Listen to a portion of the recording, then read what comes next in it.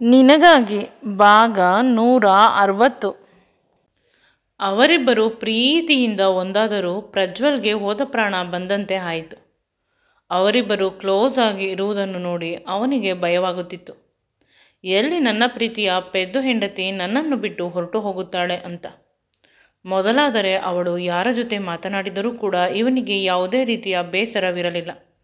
ಆದರೆ ಅವನ ಜೊತೆ ದೈಹಿಕವಾಗಿ ಒಂದಾದ ಮೇಲೆ ಅವಳ ನೆರಳು ಕೂಡ ಇನ್ನೊಬ್ಬರ ಮೇಲೆ ಬಿದ್ದರೆ ಅವನಿಗೆ ತುಂಬ ಸಂಕಟವಾಗುತ್ತದೆ. ಏನಾದರೂ ಅದನ್ನು ಹೇಳಿಕೊಂಡರೆ ಅವಳು ನನ್ನ ಮೇಲೆ ಅಸಹ್ಯ ಪಟ್ಟುಕೊಳ್ಳುತ್ತಾಳೆ, ನನ್ನ ಗಂಡ ಇಷ್ಟೊಂದು ಚೀಪ ಅಂತ. ಆಮೇಲೆ ನನಗೆ ಯಾವುದೇ ರೀತಿಯ ಬೆಲೆ ಇರುವುದಿಲ್ಲ ಅಂತ ಅವನು ಸುಮ್ಮನಾದ. ಅಷ್ಟರಲ್ಲಿ ಅವಳ ಅಪ್ಪ ಮತ್ತು ಗೆಳತಿ ಇಬ್ಬರು ಬಂದರು. ಇಬ್ಬರೂ ಕೂಡ ತುಂಬ ಕಾಳಜಿಯಿಂದ ಅವಳನ್ನು ನೋಡಿದರು. ಅವಳನ್ನು ತಬ್ಬಿಕೊಂಡು ಸಮಾಧಾನ ಮಾಡಿದರು.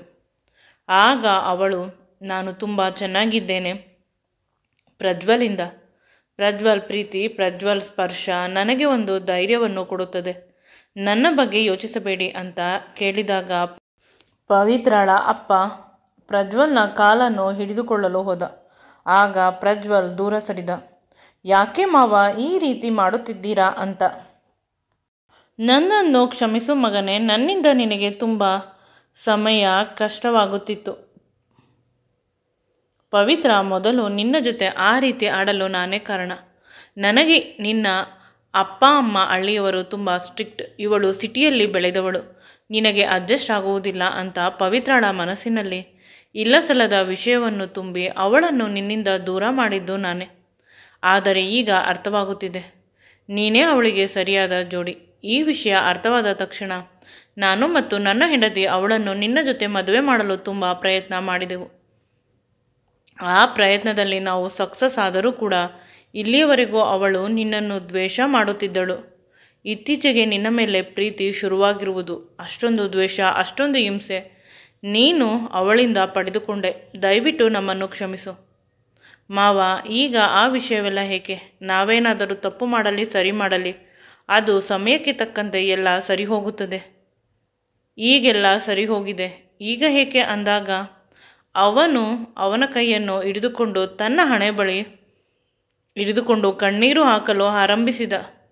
ಅಲ್ಲಿ ಇದ್ದವರಿಗೆ ಏನೂ ಅರ್ಥವಾಗುತ್ತಿಲ್ಲ. ಅಮ್ಮ, ಮಗಳೇ, ಇವರು ನಿನ್ನ ಗಂಡ, ನನ್ನ ಅಳಿಯ ಮಾತ್ರವಲ್ಲ, ನಮ್ಮ ಮನೆಯ ದೇವರು, ನಮ್ಮ ಬದುಕನ್ನು ಉದ್ಧಾರ ಮಾಡುವ ಮನುಷ್ಯ. ನೀನು ಜೀವನದಲ್ಲಿ ಎಂದೂ ಕೂಡ ಇವರಿಗೆ ಬೇಸರ ಮಾಡಬಾರದು. ಅದೆಲ್ಲ ಸರಿಯಪ್ಪ, ಇದ್ದಕ್ಕಿದ್ದಂತೆ ಹೇಗೆ ಇಷ್ಟೊಂದು ಎಮೋಷ್ನಲ್ ಆಗಿದ್ದೀರಾ ಅಂತ ಅವಳು ಸ್ವಲ್ಪ ಕಾಳಜಿಯಿಂದ ಕೇಳಿದಳು. ನಿನ್ನ ಅಮ್ಮ ಬದುಕಬೇಕಾದರೆ ಇವರೇ ಕಾರಣ. ಇವರ ರಕ್ತದ ಗುಂಪು ಅವರಿಗೆ ಮ್ಯಾಚ್ ಆಗಿ ಎಲ್ಲ ಸರಿ ಹೋದ ಮೇಲೆ ರಕ್ತ ಕೊಟ್ಟು ನಿನ್ನ ಅಮ್ಮನನ್ನು ಕಾಪಾಡಿದ್ದಾರೆ.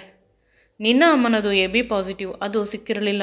ಯಾರು ಬಂದರೂ ಕೂಡ ಸರಿ ಇರಲಿಲ್ಲ ಅಂತ ಹೇಳಿದಾಗ ಅವಳು ಕೂಡ ಅವಳಿಗೆ ತಿಳಿಯದೆ ಕಣ್ಣೀರು ಹಾಕಲು ಶುರು ಮಾಡಿದಳು. ಥ್ಯಾಂಕ್ಸ್ ಪ್ರಜ್ವಲ್, ನೀವು ಮಾಡಿದ ಸಹಾಯವನ್ನು ನಾನು ಎಂದೂ ಮರೆಯುವುದಿಲ್ಲ.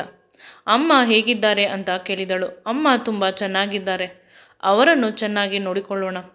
ಅದಕ್ಕಿಂತ ಮೊದಲು ನಿನ್ನ ಅಮ್ಮನನ್ನು ಕಾಪಾಡಿದ ಈ ಭಗವಂತನಿಗೆ ನಮಸ್ಕಾರ ಹಾಕೋಣ ಅಂತ ಬಂದೆ. ನಾವು ಕೇಳುವುದಕ್ಕಿಂತ ಮುಂಚೆ ನಮ್ಮ ಕಷ್ಟವನ್ನು ಅವರ ಕಷ್ಟ ಅಂತ ತಿಳಿದು ಪ್ರತಿ ಕಷ್ಟದಲ್ಲೂ ಸಾಥ್ ನೀಡುತ್ತಿದ್ದಾರೆ. ನಮ್ಮಿಂದ ನಿಮಗೆ ತೊಂದರೆಯಾಗಿದ್ದರೆ ಕ್ಷಮಿಸಿ ಅಂತ ಅವರ ಅಪ್ಪ ಹೇಳಿದ. ಅದರಲ್ಲಿ ಬೇಸರ ಏನಿದೆ, ಉಪಕಾರ ಏನಿದೆ? ನಾನು ನಿಮ್ಮ ಮಗ ಅಂದ ಮೇಲೆ ಅಪ್ಪ ಅಮ್ಮನ ಕಷ್ಟದ ಸಮಯದಲ್ಲಿ ಅವರಿಗೆ ನಾನು ಸಾಥ್ ನೀಡಬೇಕು, ಅವರನ್ನು ಚೆನ್ನಾಗಿ ನೋಡಿಕೊಳ್ಳಬೇಕು. ಅದೇ ಅಲ್ಲವೇ ನನ್ನ ಕೆಲಸ. ನೀವು ಏಕೆ ಇಷ್ಟೊಂದು ನನಗೆ ಹೇಳುತ್ತಿದ್ದೀರಾ? ನನಗೆ ಅರ್ಥವಾಗುತ್ತಿಲ್ಲ ಅಂತ ತುಂಬ ಸಮಾಧಾನದಿಂದ ಅವನು ಹೇಳಿದಾಗ ಪ್ರತಿಯೊಬ್ಬರೂ ಅವನ ವಿಶಾಲವಾದ ಮನಸ್ಸಿನ ಮಾತಿಗೆ ತಲೆಬಾಗಿದರು. ನಂತರ ನಿನ್ನ ಅತ್ತೆಗೆ ಅವರ ಬದುಕನ್ನು ಕಾಪಾಡಿದ ದೇವರನ್ನು ತೋರಿಸಬೇಕು ಅಂತ ಪ್ರಜ್ವಲ್ನ ಮಾವ ಅವನನ್ನು ಕರೆದುಕೊಂಡು ಹೋಗಲು ಪ್ರಯತ್ನ ಮಾಡುತ್ತಿರಬೇಕಾದಾಗ ಪ್ರಜ್ವಲ್ಗೆ ತನ್ನ ಅತ್ತೆ ಮಗ ಅಲ್ಲಿ ಡಾಕ್ಟರ್ ಆಗಿರುವುದು ಮರೆತು ಹೋಗಿ ಅವರ ಜೊತೆ ಹೋದ. ಪವಿತ್ರ ಕೂಡ ನಿಧಾನವಾಗಿ ನಡೆದುಕೊಂಡು ಬಂದಳು ಪ್ರಜ್ವಲ್ನನ್ನು ಹಿಡಿದುಕೊಂಡು. ಅಲ್ಲಿ ಅವರ ಅಮ್ಮನನ್ನು ನೋಡಿ ಎಲ್ಲರೂ ಎಮೋಷ್ನಲ್ ಆದರು. ಅವರ ಅಮ್ಮ ತುಂಬ ಖುಷಿಪಟ್ಟಳು. ನಮ್ಮ ಮನೆಗೆ ಮಹಾಲಕ್ಷ್ಮಿ ಬಂದಿದ್ದಾಳೆ ಅಂತ ನೀನು ಹುಟ್ಟಿದಾಗ ಹೇಳಿದರು. ಆದರೆ ನಾರಾಯಣ ಹಾಗೆ ಪ್ರಜ್ವಲ್ ಬಂದಿದ್ದಾನೆ ನಿನ್ನ ಬದುಕಿನಲ್ಲಿ. ಇಡೀ ಪ್ರಪಂಚವನ್ನೇ ಕಾಪಾಡುವ ನಾರಾಯಣ ಅವನಾದರೆ ಇವನು ನಮ್ಮ ಬದುಕನ್ನು ಕಾಪಾಡುವ ಭಗವಂತ ಅಂತ ಅವರ ಅತ್ತೆ ಎಮೋಷ್ನಲ್ ಆದರು. ಪ್ರಜ್ವಲ್ಗೆ ಇದ್ದಕ್ಕಿದ್ದಂತೆ ನೆನಪಾಯಿತು ರಾಕೇಶ್ ಹೇಳಿದ ಮಾತು. ನನ್ನ ಅತ್ತೆ ಮಗ ರಾಜ ಇಲ್ಲಿ ಡಾಕ್ಟರ್ ಅನ್ನುವುದು ಸಡನ್ ಆಗಿ ಅವನಿಗೆ ತಿಳಿದು ಅವನು ಕಾನ್ಷಿಯಸ್ ಆದ. ನಂತರ ಅತ್ತೆ, ನೀವು ತುಂಬ ಬೇಸರ ಮಾಡಿಕೊಳ್ಳಬಾರದು, ರೆಸ್ಟ್ ಮಾಡಿ. ನಿಮಗೆ ಪ್ರಜ್ವಲ್ ತುಂಬ ಸೇಫಾಗಿ ಪವಿತ್ರಳನ್ನು ಕರೆದುಕೊಂಡು ಸ್ಪೆಷಲ್ ವಾರ್ಡಿಗೆ ಹೋದ. ಅವರ ಮಾವ ಮತ್ತು ಅವಳ ಗೆಳತಿ ಇಲ್ಲೇ ತನ್ನ ಅತ್ತೆಯ ಆರೈಕೆಯನ್ನು ಮಾಡಲು ಹೇಳಿ ಹೋದ. ಅವಳ ಗೆಳತಿ ಹೋಗುತ್ತಿದ್ದಳು. ಪವಿತ್ರಳಿಗೆ ಏನಾದರೂ ಸಹಾಯ ಬೇಕಾದರೆ ನಾನು ಮಾಡುತ್ತೇನೆ ಅಂತ. ಅಷ್ಟರಲ್ಲಿ ಪವಿತ್ರಳ ಅಮ್ಮ ಆಸ್ಪತ್ರೆಯ ಬೆಡ್ ಮೇಲೆ ಮಲಗಿದ್ದರು. ಏನೂ ಬೇಡ, ಅವಳ ಗಂಡ ಮಾಡುತ್ತಾನೆ, ಅವನು ತುಂಬ ಚೆನ್ನಾಗಿ ನೋಡಿಕೊಳ್ಳುತ್ತಾನೆ ಅವಳನ್ನು, ನೀವು ಹೋಗಿ, ಅವರಿಗೆ ತೊಂದರೆ ಮಾಡಬೇಡಿ ಅಂತ ಕಣ್ಣುಗಳನ್ನು ಸ್ವಲ್ಪ ದಪ್ಪಗೆ ಬಿಟ್ಟಳು. ಆಗ ಅವಳಿಗೆ ತನ್ನ ದಡ್ಡತನ ಅರ್ಥವಾಯಿತು. ಅವರಿಬ್ಬರ ಪ್ರೈವಸಿಗೆ ತೊಂದರೆ ಆಗುತ್ತದೆ. ಈಗ ತಾನೇ ಅವರಿಬ್ಬರು ಸ್ವಲ್ಪ ಸಮಯವನ್ನು ಕಳೆಯುತ್ತಿದ್ದಾರೆ, ನಿಜವಾಗಲೂ ಸರಿ ಹೋಗುತ್ತಿದ್ದಾರೆ. ನಾನು ಹೋಗಿ ಅಂತ ಅರ್ಥ ಮಾಡಿಕೊಂಡಳು. ಸಾರಿ ಆಂಟಿ ಅಂತ ಹೇಳಿದಳು. ನಂತರ ಅವನು ಅವಳನ್ನು ತುಂಬ ಜಾಗೃತೆಯಿಂದ ಕರೆದುಕೊಂಡು ಹೋಗುತ್ತಿದ್ದ. ಆದರೆ ಅದೇ ಸಮಯಕ್ಕೆ ಇನ್ನೊಂದು ಅಚಾತುರ್ಯ ನಡೆದು ಹೋಯಿತು. ಅದೇನೆಂದರೆ ಅವರ ಅಮ್ಮ ಮತ್ತು ಅಕ್ಕ ಎದುರುಗಡೆಯಿಂದ ಬರುತ್ತಿದ್ದರು.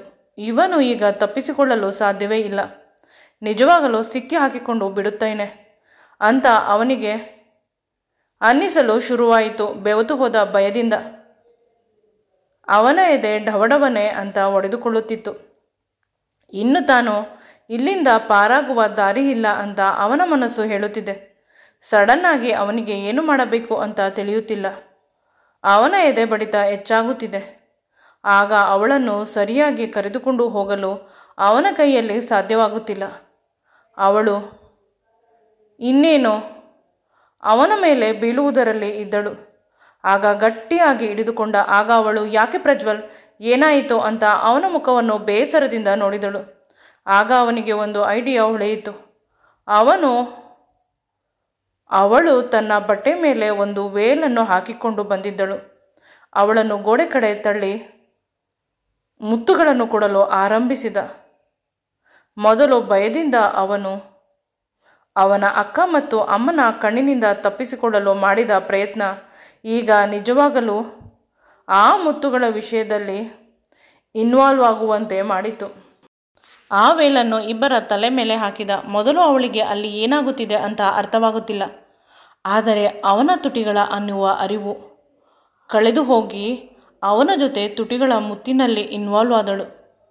ಅದು ಆಸ್ಪತ್ರೆ, ಪಬ್ಲಿಕ್ ಪ್ಲೇಸ್ ಅನ್ನುವುದನ್ನು ಕೂಡ ಮರೆತು ಅದೇ ಜಾಗದಲ್ಲಿ ಪಾಸಾದ ಅವನ ಅಮ್ಮ ಮತ್ತು ಅಕ್ಕ ಸ್ವಲ್ಪ ಬೇಸರ ಮಾಡಿಕೊಂಡರು. ಆಸ್ಪತ್ರೆಯಲ್ಲಿ ಈ ರೀತಿ ಏನು, ಮನೆಯಲ್ಲಿ ಅವರಿಗೆ ಜಾಗ ಇರುವುದಿಲ್ಲವೇ ಅಂತ ಅವರ ಅಮ್ಮ ಮುಖವನ್ನು ಸಿಂಡರಿಸಿಕೊಂಡರು. ಅವರ ಅಕ್ಕ, ಹೋಗಲಿ ಬಿಡಮ್ಮ, ಈಗಿನ ಕಾಲದಲ್ಲಿ ಇದೆಲ್ಲ ಕಾಮನ್. ನೀನು ಏಕೆ ಇಷ್ಟೊಂದು ಬೇಸರ ಮಾಡಿಕೊಳ್ಳುತ್ತಿದ್ದೀಯಾ? ಇದೇನು ನಮ್ಮ ಮನೆಯ, ಬಾ ಅಂತ ಸ್ವಲ್ಪ ಬೈದು ಕರೆದುಕೊಂಡು ಹೋದಳು. ಆಗ ಅವನಿಗೆ ನಿಜವಾಗಲೂ ಅವರ ಅಕ್ಕನ ಮಾತು ಕೇಳಿಸಿತು. ನಮ್ಮ ಅಕ್ಕ ಇಷ್ಟೊಂದು ಮಾಡ್ರನ್ ಇದ್ದರೂ ನನ್ನ ವಿಷಯದಲ್ಲಿ ಏಕೆ ಅಷ್ಟೊಂದು ಹಳೆ ಕಾಲದ ಹಳ್ಳಿಯ ಹೆಂಗಸಿನ ರೀತಿ ಹಾಡುತ್ತಾಳೆ? ಅವಳ ವಿಷಯದಲ್ಲಿ ಸ್ವಲ್ಪ ಕೋಪ ಬಂತು ಅವನಿಗೆ. ಆದರೂ ಕೂಡ ಅವರ ಅಕ್ಕ ಮತ್ತು ಅಮ್ಮ ಹೇಳಿದ ಮಾತು, ಇದು ಪಬ್ಲಿಕ್ ಪ್ಲೇಸ್ ಅನ್ನುವುದು ಅವನಿಗೂ ಕೂಡ ನೆನಪಾಯಿತು. ನಾನು ಡಾಕ್ಟರ್, ಇಲ್ಲಿ ಯಾರಾದರೂ ನನ್ನನ್ನು ಈ ಕಂಡೀಷನಲ್ಲಿ ನೋಡಿದರೆ ವಿಡಿಯೋವನ್ನು ಮಾಡಿ ಸೋಷಿಯಲ್ ಮೀಡಿಯಾದಲ್ಲಿ ಹಾಕಿಬಿಡುತ್ತಾರೆ ಅಂತ ನಿಧಾನವಾಗಿ ಅವಳಿಂದ ದೂರಾದ. ಸದ್ಯಕ್ಕೆ ಆ ಸಮಯದಲ್ಲಿ ಅಲ್ಲಿ ಯಾರೂ ಇರಲಿಲ್ಲ.